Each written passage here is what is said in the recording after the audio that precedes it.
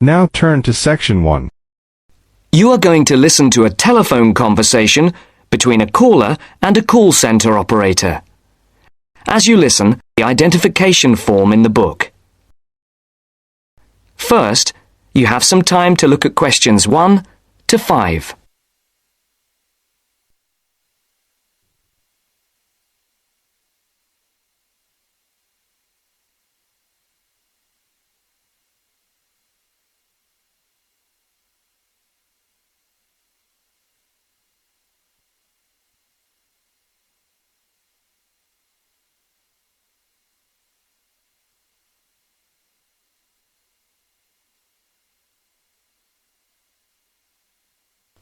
Now the test will begin.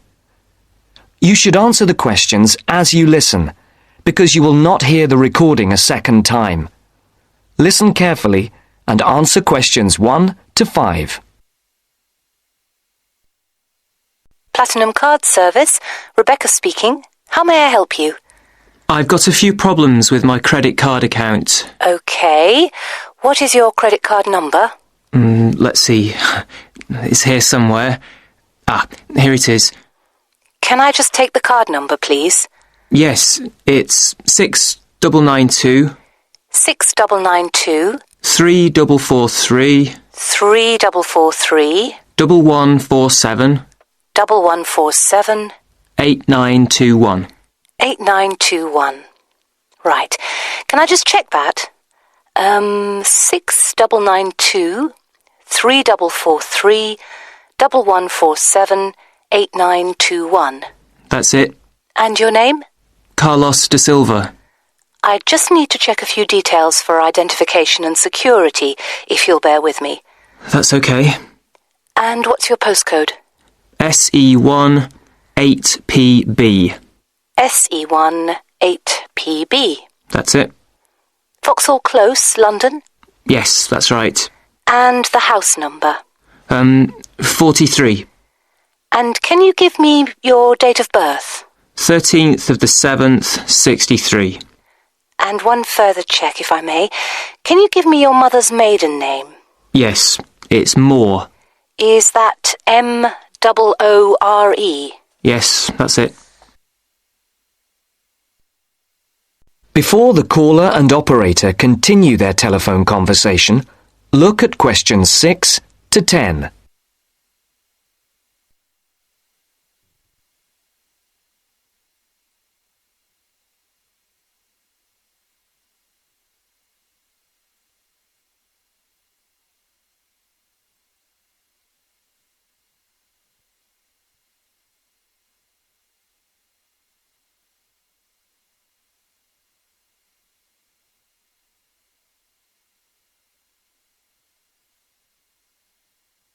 Now listen to the next part of the conversation and answer questions 6 to 10.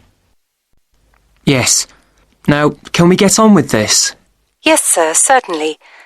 I'm sure you'll appreciate that all these checks are necessary for security reasons. So, what exactly is the problem? Problems? Okay. Well, first, your computer seems to have gone mad. I sent you £500, and on the statement for the account, it shows that I only paid £300. Yes. The account does only show £300 was paid. Well, I paid the £500 in at the bank, and I have my receipt, and my bank statement shows that £500 has been taken from my account. Oh, I see. What I'll do is check with the bank and see what they say. OK. You said there was something else? Yes, as if that wasn't enough. My account shows that £107.27 was paid to a company called Pan Express. I don't know who this is. Let's have a look.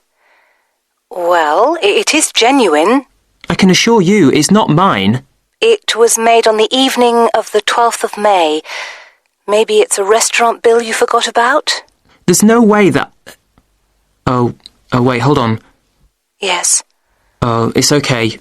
I've just realised what it is. It is a restaurant bill. The name of the company is different from the name of the restaurant. My mistake. I'm sorry. That's okay. Was there anything else? I don't know if I dare. What is it anyway? Well, it's, the amount of interest seems to have gone up. If you look at your statement for April, you'll see that the rate went down from 16.27% to 14.99% that month. Oh, yes, you're right. Was that everything? Yes, basically, it is. Okay. And can you check my payment? Oh yes, I'll do it. Can I phone you back? I'll be at home for the next 2 hours. I have to leave at 11. Right. What's your number? 020 7989 7182. Hold on. 020 7979? No, it's 7989 and then 7182. So it's 020 7989 7182. Yes, that's it. Okay, I'll phone you straight back. Thanks. Bye. That's the end of section 1. You now have half a minute to check your answers.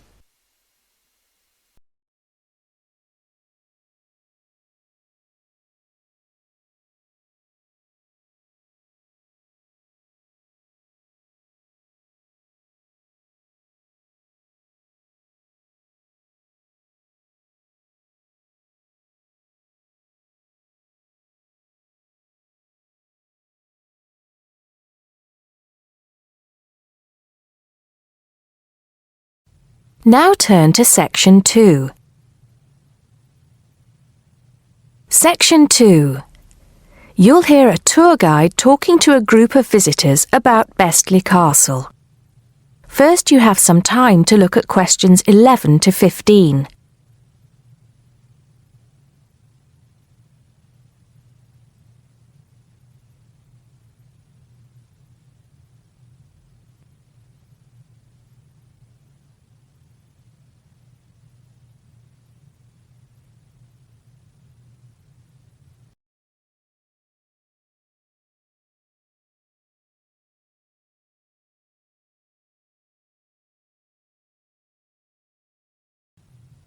Now listen carefully and answer questions 11 to 15. Welcome to Bestley Castle. It's nice to see so many of you here today. Before we go in, I'd like to tell you some information about the castle, the things to see and do, and the facilities available to you in the grounds. We'll do our best to make this a truly memorable visit. Now, the castle grounds are quite big, and we don't want you to get lost, so I'm going to give you an idea of the layout. At the moment, we are at the entrance, and immediately to our left is the Tourist Information Office. Go here if you need any questions answered. They'll be happy to help. And of course, behind the tourist office is the car park where the coach dropped you off. And he'll also pick you up from the same spot at 5 p.m. today. In front of us are the water gardens. If you stroll through, you get to the North Bridge, which is the entrance to Bestley Castle. Take your time and enjoy looking around the castle. There's a lot of history steeped in those walls. As you leave the castle via the South Bridge, you'll be greeted with the sight of roaming deer. During the day, there will be scheduled feeding opportunities where visitors can get involved. However, we do request that you do not feed the deer outside these times. To the right of the deer park is the Castle Museum, and behind that is our award-winning restaurant. It's a relatively new addition to the castle grounds, but is fast gaining a reputation for its food. Alternatively, you can choose to dine in the picnic area on the other side of the deer park. It's perfect for the family as it's next to the kids' play area and homemade ice cream hut. We hope that on your way out, you pop into the gift shop by the exit for something to remember us by. Before you hear the rest of the talk, you have some time to look at questions 16 to 20.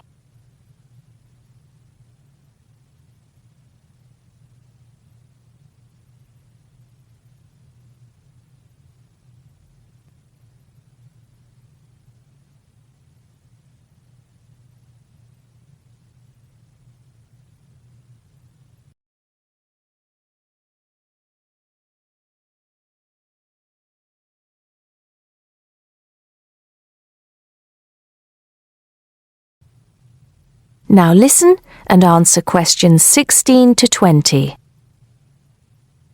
Admission to the grounds is free for all. That includes the museum, gardens, and picnic area. There is an admission fee for the castle, which is £6.50 for adults, with a 10% discount for students and retired people. Children under the age of 16 pay half adult price, and under 8 go in free. There are many spectacular events throughout the year, and for most of them, there's also an admission fee. As these events are in high demand, it's a good idea to book well in advance.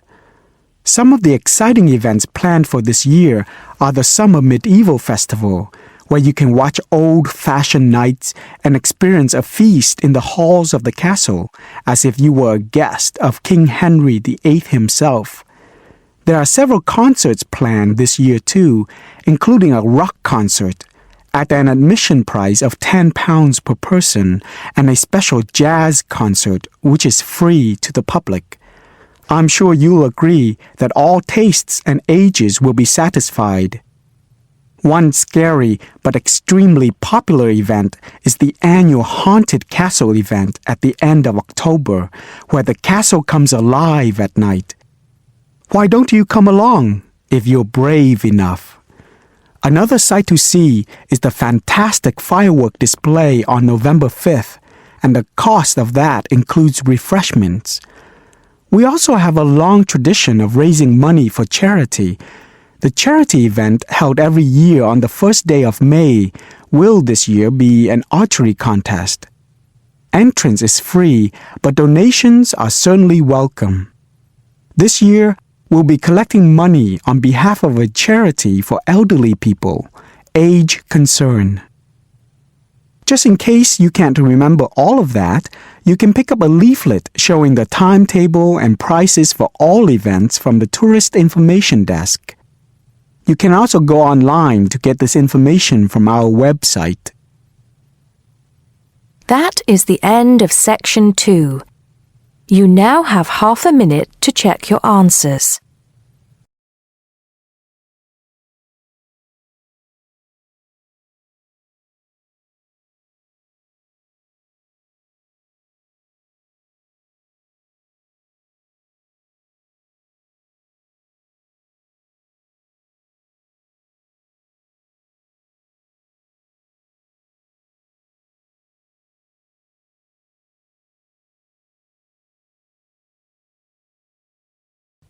Now turn to Section 3. Section 3. You'll hear a tutor and a student discussing transport. First, you have some time to look at questions 21 to 25.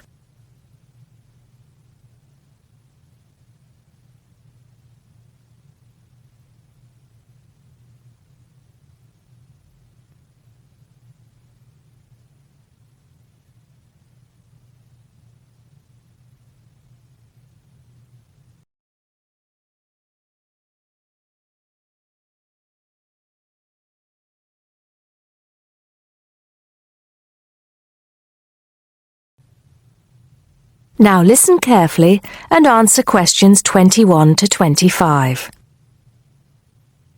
Come in, John, come in. How's the paper going? Morning, Mr. Taylor. Pretty well, actually. Good, good. It's not all about bicycles, is it? I know you've got a thing about bicycles. Yes, but that's just... There are other ways to get around town, you know. Yes, I know, and I think I've researched pretty well all of them. Right then. So your paper's about urban transport in London, eh? Not just London, but that is going to be the focus. I've also looked at urban transport systems in cities around the world: Madrid, Beijing, Mexico City, Amsterdam, Paris, other countries too. You have been busy, haven't you? What's the purpose of your study? Well, two things really.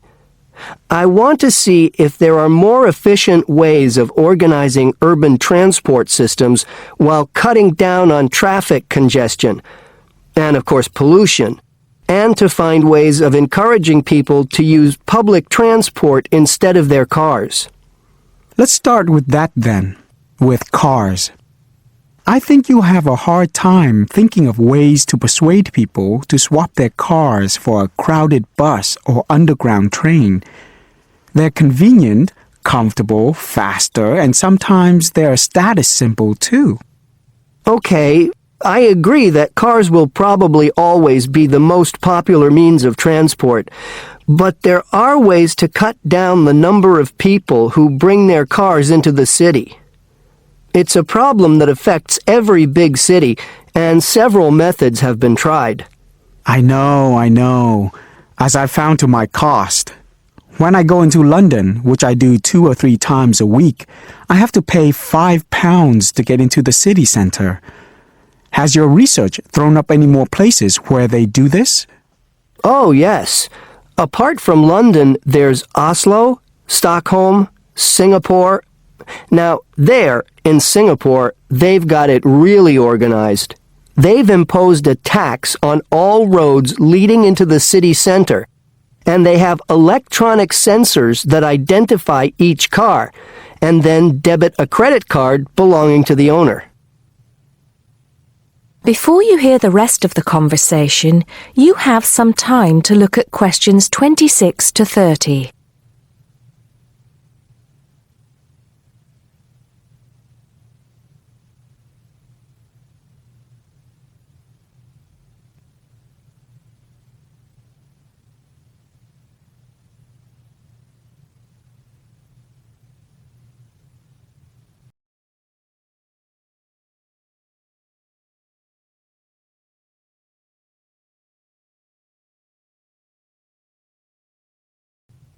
Now listen and answer questions 26 to 30. And other cities, instead of charging motorists to come into the city center, have tried other measures. Such as?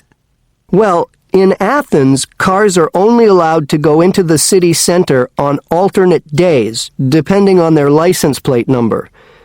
In Bogota and some other Latin American cities, such as Quito and Sao Paulo, they've developed what is called a BRT system.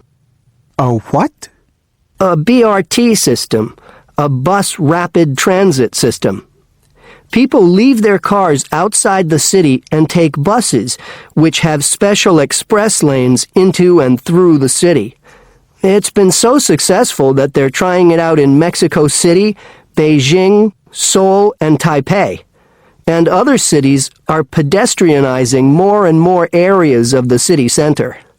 I see. How have these measures affected traffic congestion and pollution levels? In most cases, it has led to a reduction in the number of cars entering the city center. Certainly in Singapore, where it's now much easier to move around the city and the air is much cleaner than most other cities in that part of the world. London too, I believe.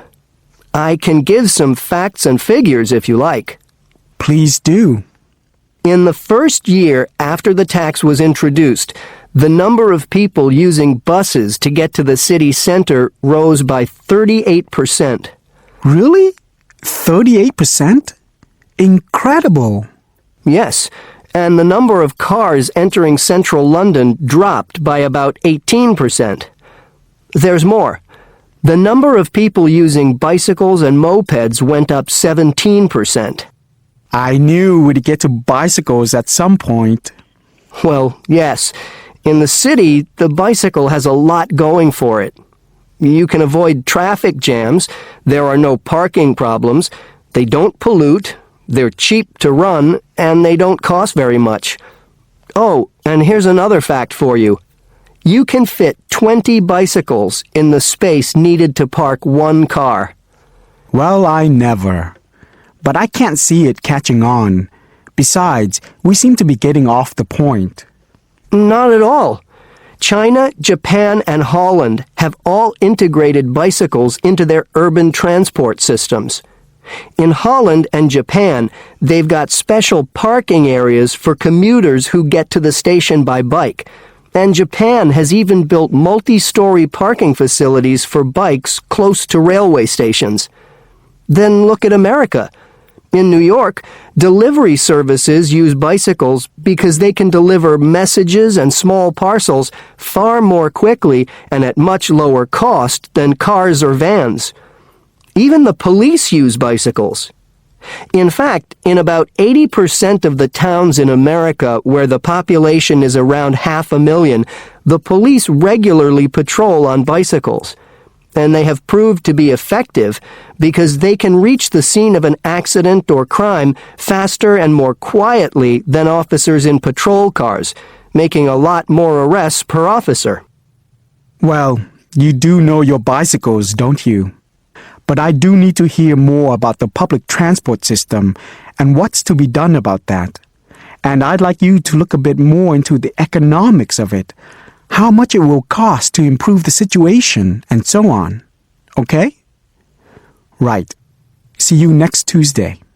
Yes, next Tuesday. Bye, Mr. Taylor. That is the end of section 3. You now have half a minute to check your answers.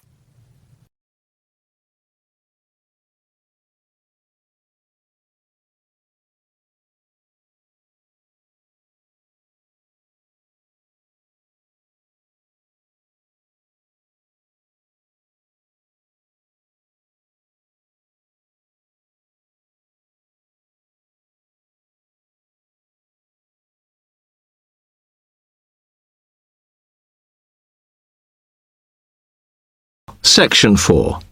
You will hear a tutor giving some business students instructions about a finance project. You now have 30 seconds to read questions 31 to 36.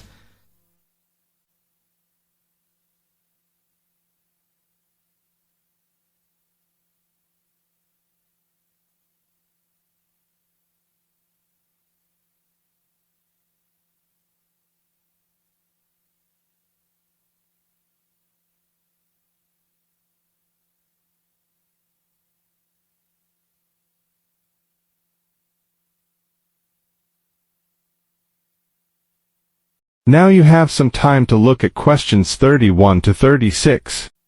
Okay, can you quieten down, please? Now, today I'm going to talk to you about your assignment. We've been studying the effects of the exchange rate, so I'm going to give you a project to do on this. Right, can you make some notes while I'm talking? The first thing that I'd like you to do in order to prepare this is to select where you're interested in. I mean, which country, and therefore which currency you're going to be operating in. Okay, now the purpose of the project is to make money, and I'm hoping some of you will make a significant amount. So, I want you to suppose that you have £100 that you will have to invest purely in the rises and falls of the exchange system. In other words, you'll be trying to predict rates. This is a project that you'll be doing together, but before you work together, you'll have to go off and research what you need to know about the economy of that country and how well it's doing or is expected to do in the near future. You could all make up a little information sheet with your notes on, clearly legible, because then I want you to get together, we can do that next week, and to go round and read about each other's countries. When you see how well or badly each country is doing, I want you to decide what your exchange rate is going to be against all the other currencies. After that is all sorted, what you're going to do is go round the other students and attempt to sell your money to the others. Remember, this will depend on the success of your country's economy and the rate you fixed for your currency. Now, you're not allowed to just swap currencies with each other, but you may wish to buy from the other countries. But you must do a proper transaction. All the way through this, you must keep your accounts properly for each transaction. I'll give you 1 week to do this, and then we will set a time for the deals to finish, a bit like the stock exchange. And at that point, I will ask you to calculate how much you have made. Is that clear? You now have 30 seconds to read questions 37 to 40.